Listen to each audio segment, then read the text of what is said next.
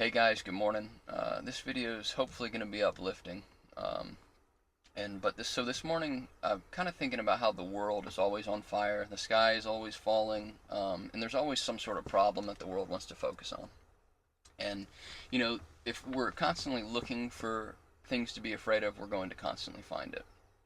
And that's kind of a nod to what happened in the Chamber of Secrets, the Harry Potter movie, where um, if you look at the snake, if you look at the thing you're afraid of, it turns you to stone. And I think what they're saying is if you were to stand and look for things to be afraid of, you could stand in place perpetually and find things to be afraid of because it's the pattern of the world. And also, there's a New Testament statement about this. It's when Jesus says to Peter, "Get behind thee, Satan." It's known as the greatest rebuke in the Bible. And truly, I mean, if you look at it honestly and earnestly, it's not that great of a rebuke. It was just Jesus being honest with Peter, and like, your energy isn't, you have good energy, but it's in the wrong place. You're trying to protect me when giving myself up is actually the intention, which he was about to be crucified. And also, Peter had this same problem with energy direction, and it happened on when he walked on water. Jesus is like, he tells Jesus, "Well, call me out there then, if that is you, Lord." And Jesus says, "All right, well, come." And so he comes out. He's got the action to get out and take that step of faith. But what happens is he takes his eyes off of the solution and he looks at the problem, at the waves and the crashing of the sea and the storm, and he sinks into the water. But so the moral of that story is you stay focused on the solution. And then going back to the Chamber of Secrets, the reason they had to look at the serpent through a mirror is because it puts the problem behind you.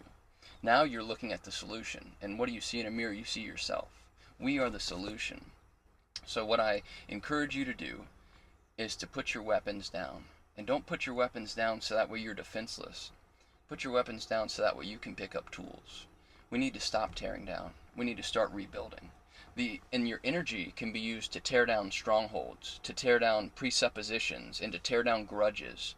These are giant things you've built up in your life that are keeping you from seeing your neighbor as your neighbor. You're now seeing the presuppositions in these people and your fears in these people. You have to tear these things down so that way you can come into life.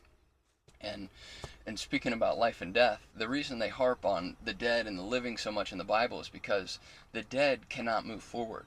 The dead fall and they do not get back up. If you are alive, you fall and you get back up and you move forward. The only direction we can go is forward.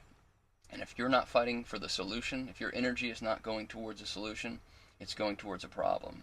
And we can see it's the snake eating its tail. That's exactly what destruction is. As long as you are fighting fire with fire, we can never move forward. We're stuck in place. We are stuck in stone looking at the problems. And man, this just feels like such a revelation to me this morning. And look, I really pray that this message can reach somebody. Even if it just reaches one person, I truly believe that if one person could embody this, that it would spread like wildfire. And so if you guys found any truth in this, please just share it. And thank you for your time.